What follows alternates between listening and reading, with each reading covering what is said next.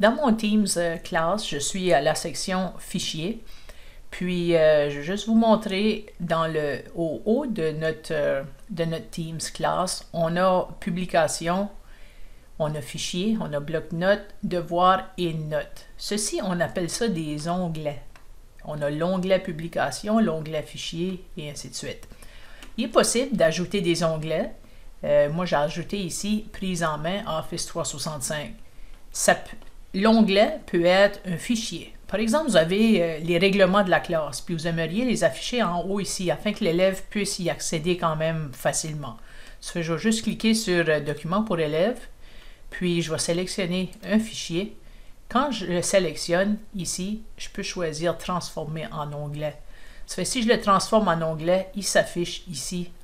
Puis je peux même les changer de place. Ceux que j'affiche moi-même, je peux les changer de place.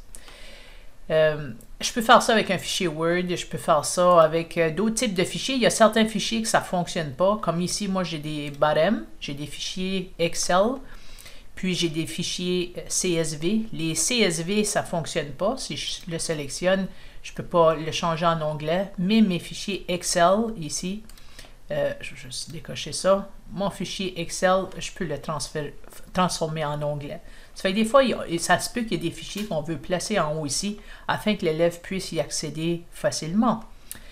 Ça fait, si je retourne juste dans mes fichiers, maintenant on peut ajouter aussi, pas juste des fichiers, mais on peut ajouter des applications. Ça fait que si je clique sur le plus qu'il y a juste là, je peux ajouter des applications de Office 365.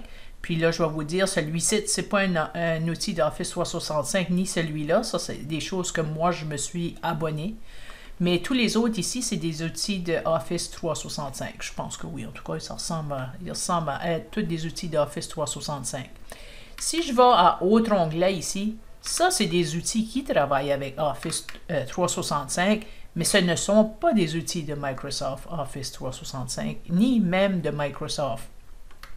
Donc ça, ils appellent ça des applications tierces.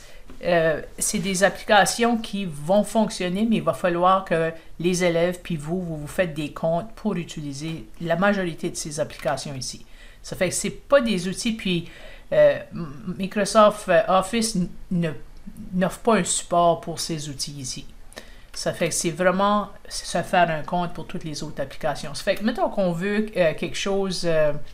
moi, je voulais Yammer. Ici, Yammer, c'est comme un fil de nouvelles à l'intérieur de notre organisation. Puis, j'ai décidé d'ajouter Yammer. Ça fait qu'en ajoutant Yammer ici, il me demandait de choisir le fil que je voulais suivre. Puis, il y a un fil sur Yammer qui s'appelle justement Prise en main Office 365. Puis, ceci, c'est tous des enseignants dans notre système d'éducation qui vont placer des informations à propos de Office. C'est surtout le côté technique. C'est ça, c'est la prise en main de Office 365. Des fois, là, c'est un fil qui peut avoir des réponses là-dedans si on cherche comment faire de telle ou telle chose.